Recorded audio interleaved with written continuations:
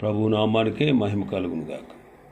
కూడి వచ్చిన మీ అందరికీ, కర్మిల ఆత్మీయ సహవాస సంఘ విశ్వాసులందరికీ మన ప్రభువును ఆయన ప్రియ కుమారుడునైన యేసుక్రీస్తు వారి శ్రేష్టమైన నామములో శుభములు మరియు అందరికీ వందనాలు.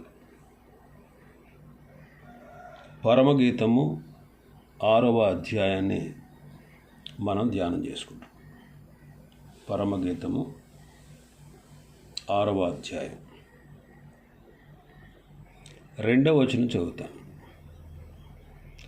ఉద్యానవనమునందు మేపుటకును పద్మములను ఏరుకొనుటకును నా ప్రియుడు తన ఉద్యానవనమునకు పోయెను. పరిమళ పుష్పస్థానమునకు పోయెను. మళ్ళీ చెబుతానండి. ఉద్యానవనమునందు మేపుటకును పద్మములను ఏరుకొనుటకును నా ప్రియుడు తన ఉద్యానవనమునకు పోయెను. పరిమళ పుష్పస్థానమునకు పోయెను. ఈ వచనంలో ఉద్యానవనము అని మనం చదువుతాం. ఉద్యానవనము అంటే రక్షించబడిన ఇశ్రాయేలీలు. పద్మములు కూడా వారే. ఇశ్రాయేలీల యొద్దకు ప్రభు వస్తున్నాడని ఈ వచనం యొక్క భావం. నా ప్రియుడు తన ఉద్యానవనమునకు పోయెను అని ఇక్కడ రాయబడి ఉంది. అయితే యాక్చువల్గా ఈ వచనం ఎలా రాయబడాలంటే, నా ప్రియుడు ఉద్యానవనమునకు దిగిపోయెను అని రాయబడాల్సి ఉంది. దిగిపోవుట అనే మాట చాలా గొప్ప అర్థంతో కూడి ఉంది. ఇది 2వ రాకడకు సంబంధించిన మాట. ప్రభువు ఇశ్రాయేలులను దర్శించుటకు వారి మధ్యకు దిగి వస్తున్నాడు. ఇదే మాట ప్రభువు ఇశ్రాయేలుల మధ్యకు దిగి వస్తున్నట్లుగా ఈ పరమగీతము 6:11 మనం గమనిస్తాం. ఈ సమయంలో ప్రభువు తన వేవేల పరిశుద్ధుల పరివారంతో వస్తాడు. తన ప్రభావమును కనుపరుచు దూతల సమూహముతో, తీర్పు తీర్చు శక్తితో ప్రభు భూమిపైకి దిగి వస్తాడు. ఆయన దిగి వచ్చుటకు ముఖ్య కారణం శత్రువులను శిక్షించుటకే. శత్రు దేశాలు ఇశ్రాయేలు దేశాన్ని చుట్టుముడతాయి. యుద్ధంలో ఓడిపోయి ఇశ్రాయేలీలు వారి మెస్సయ్య కొరకు,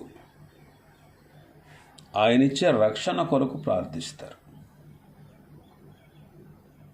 ఆ సమయంలో ఇశ్రాయేలును రక్షించడానికి ప్రభు దిగి వస్తాడు. ఇదే ఇక్కడ ఉన్నటువంటి సందర్భం. అదే 2వ రాకడ.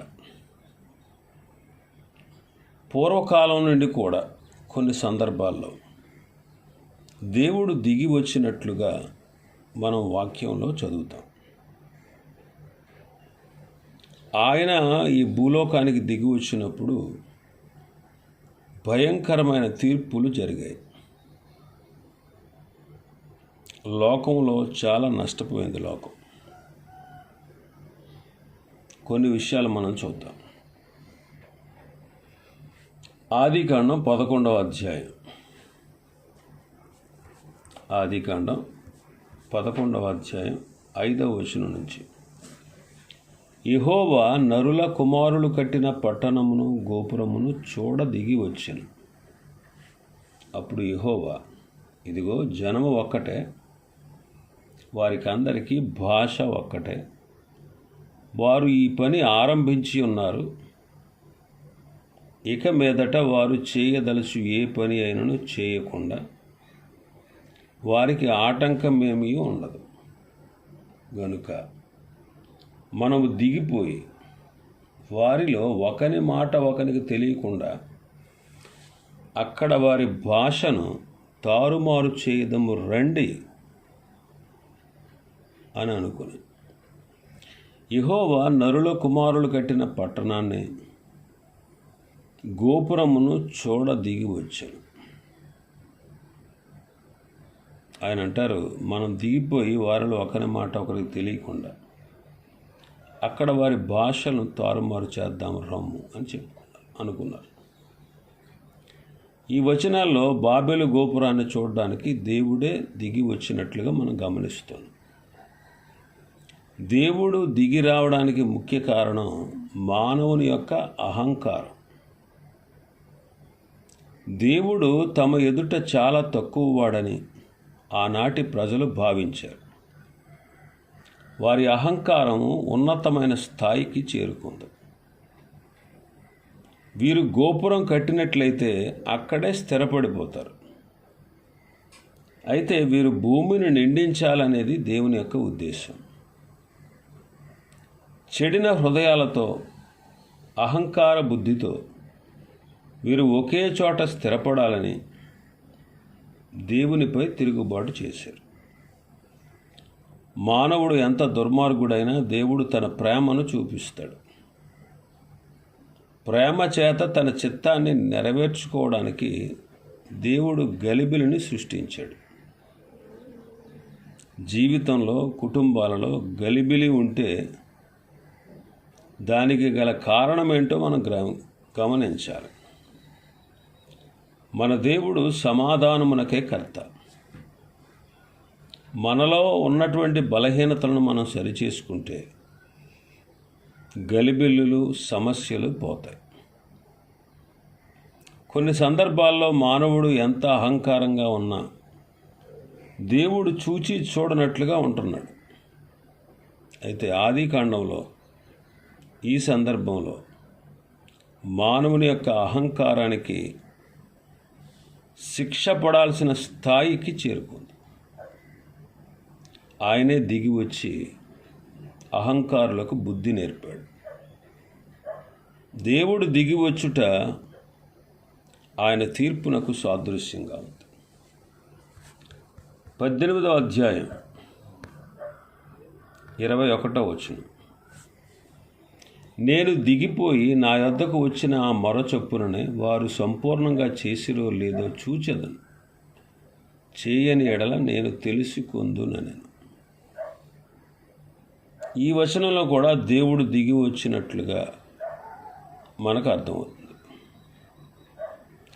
భయంకరమైనటువంటి పాపముతో నిండా మునిగి ఉన్నటువంటి సొదొమ గొమొర్రాల పాపము శిక్షకు పాత్రమైనది అని మనకి అర్థమవుతుంది.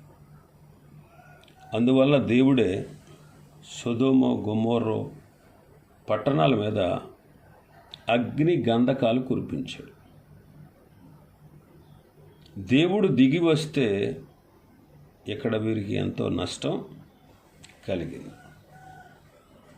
నిర్గమాకాండం 3వ అధ్యాయం 8వ వచనం. కాబట్టి ఐగుప్తీయుల చేతిలో నుండి వారిని విడిపించుటకును ఆ దేశములో నుండి విశాలమైన మంచి దేశమునకు, అనగా కనానీయులకు, హిత్తీయులకు, అమోరీయులకు, ఫెరిజ్జీయులకు, హెవ్వీయులకు, యెబూసీయులకు నివాస స్థానమై పాలు తేనెలు ప్రవహించు దేశమునకు వారిని నడిపించుటకును దిగి వచ్చి ఉన్నాను. ఇక్కడ ప్రభు దిగి వచ్చారు. ఎందుకంటే ఐగుప్తీయుల చేతిలో నుండి ఇశ్రాయేలీయులను విడిపించుటకు, వారిని విశాలమైన పాలు తేనెలు ప్రవహించు మంచి దేశమునకు వారిని నడిపించుటకు దిగి వచ్చారు. ఈ వచనంలో కూడా దేవుడు దిగి వచ్చినట్లు మనం గమనిస్తున్నాం. ఆయన దిగి వస్తే నీతిమంతులకు క్షేమం కలుగుతుంది, పాపులకు శిక్ష విధించబడుతుంది. మానవుల పాపాన్ని పరిపక్వానికి వచ్చేంత వరకు దేవుడు ఓర్చుకుంటాడు. ఆ తర్వాత తగిన శిక్ష విధిస్తాడు. మహా ప్రేమ కలిగిన దేవుడే మహా గొప్ప తీర్పు తీర్చువాడు. తన ప్రజలను విడిపించమని 10 తెగుళ్ల ద్వారా దేవుడు ఫరోతో మాట్లాడాడు. మనకు కలిగే తెగుళ్ళు, మనకు వచ్చే బాధలు, మనల్ని పీడించే రోగాలు, మనల్ని నాశనం చేసే నష్టాలు మనతో మాట్లాడుతున్న దేవుని స్వరమే అని మనం గుర్తించాలి. వీటన్నిటి ద్వారా దేవుడు మనతో మాట్లాడతాడు. ఇటువంటి నష్టాలు సంభవించినప్పుడు మనం పాఠాలు నేర్చుకొని జీవితాలు దిద్దుకొని పాపాన్ని మానుకోవాలి. ఈ శోధనల ద్వారా దేవుని స్వరం వినే హృదయాన్ని కఠినం చేసుకుంటే దేవుని శిక్ష తప్పదు. ఈ వచనంలో ప్రభు దిగి వచ్చాడు. ఫలితంగా ఇశ్రాయేలులకు రక్షణ కలిగింది, ఐగుప్తీయులకు శిక్ష పడింది. దేవుడు దిగి వచ్చిన ఈ సందర్భం ప్రత్యేకమైనది.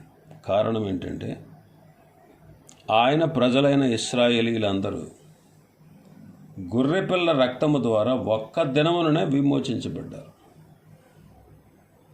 అలాగే కాలము సంపూర్ణమైనప్పుడు ప్రభు అయిన యేసుక్రీస్తు వారు తానే దిగి వచ్చి పాప శిక్షనంతా ఆయన భరించారు. ఆయన దిగి వచ్చి లోకానికి రక్షణ ఏర్పాటు చేశారు. నమ్మిన వారికి నిత్య రక్షణ దొరికింది, నమ్మని వారికి నిత్య శిక్ష మిగిలింది. నిర్గమాకాండం 19వ అధ్యాయం 11వ వచనం. 3వ నాటికి సిద్ధముగా ఉండవలను. 3వ నాడు యెహోవా ప్రజలందరి కన్నుల ఎదుట సీనాయి పర్వతం మీదకి దిగి వచ్చును. 18వ వచనం చదివితే, యెహోవా అగ్నితో సీనాయి పర్వతం మీదకి దిగి వచ్చినందున అదంతయు ధూమమయమై ఉండెను. దాని ధూమము కొలిమి ధూమము వలె లేచెను. పర్వతమంతయు మిక్కిలి కంపించెను. 20వ వచనం. యెహోవా సీనాయి పర్వతం మీదకి, అనగా ఆ పర్వత శిఖరం మీదకి దిగి వచ్చెను. యెహోవా పర్వత శిఖరం మీదకి రమ్మని మోషేను పిలవగా మోషే ఎక్కిపోయాడు. ఇక్కడ ప్రజలందరి కన్నుల ఎదుట సీనాయి పర్వతం మీదకి ప్రభు దిగి వచ్చారు. ఆయన అగ్నితో సీనాయి పర్వతం మీదకి దిగి వచ్చినందున అదంతా కూడా ధూమం వలె లేచింది.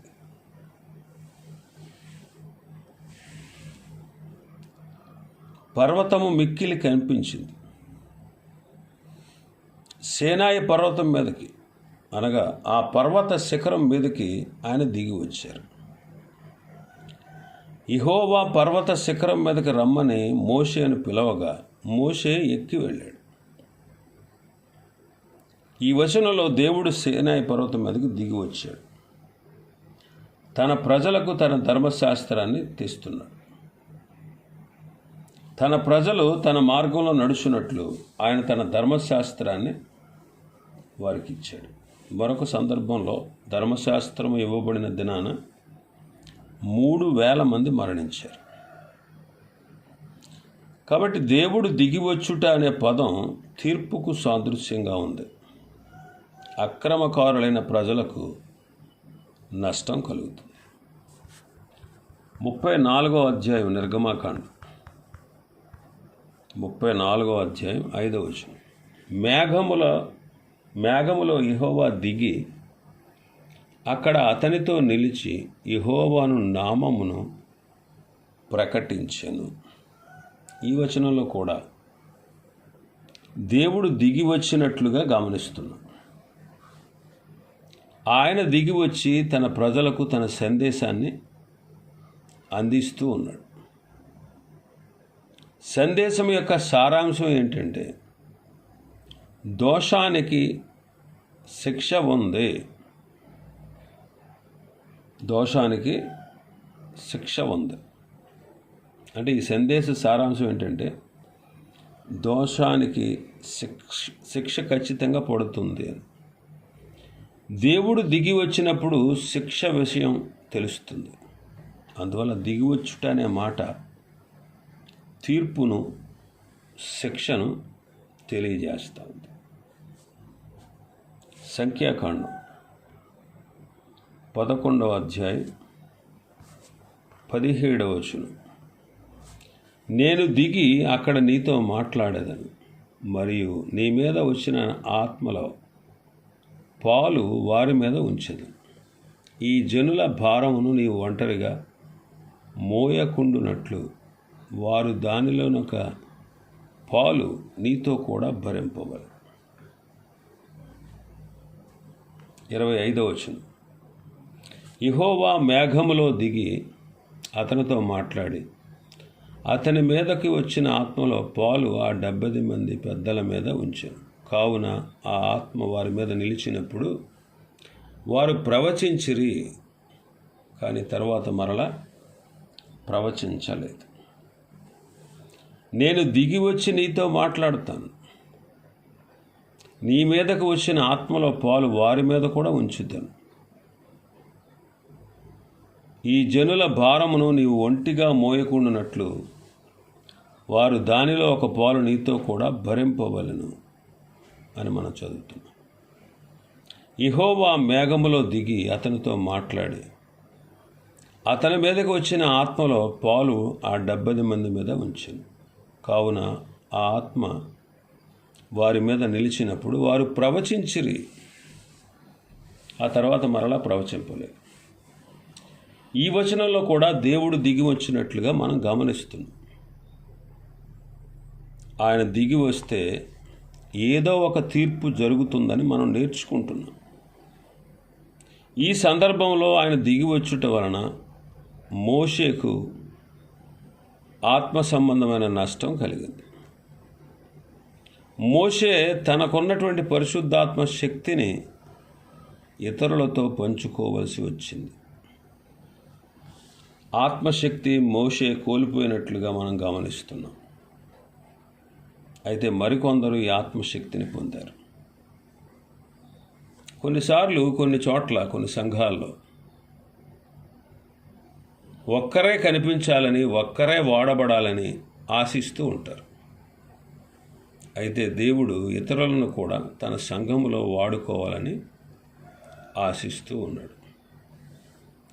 కాబట్టి స్వార్థాన్ని విడిచి యోగ్యులైన వారిని సంఘములో మనం ప్రోత్సాహపరచాలి.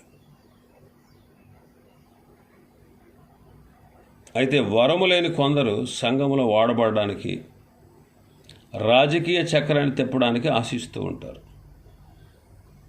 అట్టివారు మౌనంగా ఉండడమే మంచిది. సమూయేలు 2వ గ్రంథం 22వ అధ్యాయం 10వ వచనం. మేఘములను వంచి ఆయన వచ్చెను, ఆయన పాదముల క్రింద గాఢాంధకారము కమ్మి ఉండెను.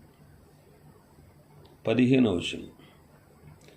తన బాణములను ప్రయోగించి శత్రువులను చెదరగొట్టెను, మెరుపులు ప్రయోగించి వారిని తరిమివేసెను. యెహోవా గద్దింపునకు తన నాసికారంధ్రముల శ్వాసము వడిగా విడవగా ఆయన గద్దింపునకు ప్రవాహముల అడుగు భాగములు కనబడింది. మేఘములను వంచి ఆయన వచ్చాను, ఆయన పాదముల కింద గాఢాంధకారము కమ్మిండు.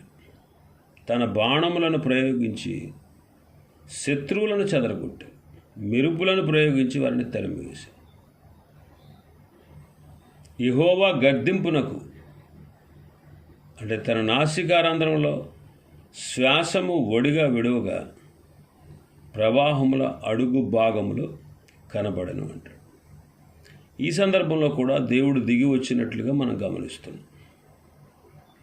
ఆయన దిగి రాగా శత్రువులు చెదరగొట్టబడ్డారు.